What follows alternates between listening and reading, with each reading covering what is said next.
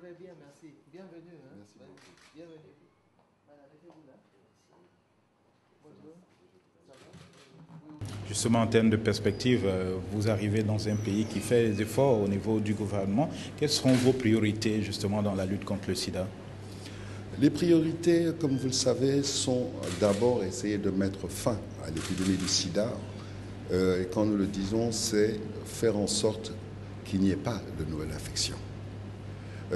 La deuxième chose, et qui nous tient à cœur, c'est l'élimination de la transmission de la mère à l'enfant, qui est un combat qui est celui de ce pays, qui est un combat de la première dame, qui, comme vous le savez, a été fait ambassadeur spécial de l'ONU-SIDA pour l'élimination de la transmission de la mère à l'enfant, et j'insiste là-dessus, et la promotion du traitement pédiatrique. Car comme vous le savez, le traitement pédiatrique est une urgence pour nous autres. Aujourd'hui, le traitement pour un enfant, il coûte 3 fois plus cher que le traitement pour un adulte. Donc vous comprendrez que ce soit une préoccupation. L'autre, c'est s'il y a quelque chose que nous pouvons faire aujourd'hui et maintenant, c'est celui d'éliminer la transmission de la mère à l'enfant.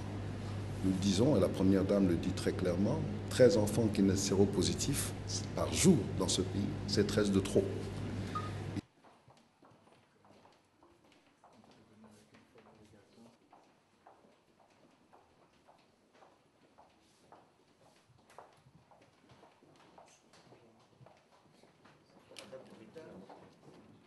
Bonjour, monsieur. Bienvenue.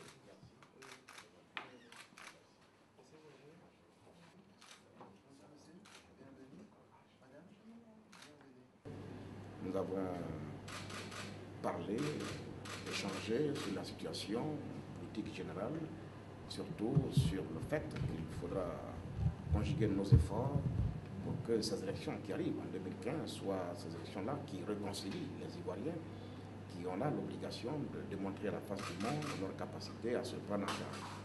Il s'agira pour nous de donner une chance à la démocratie. La démocratie, elle a ses règles qui sont toutes simples.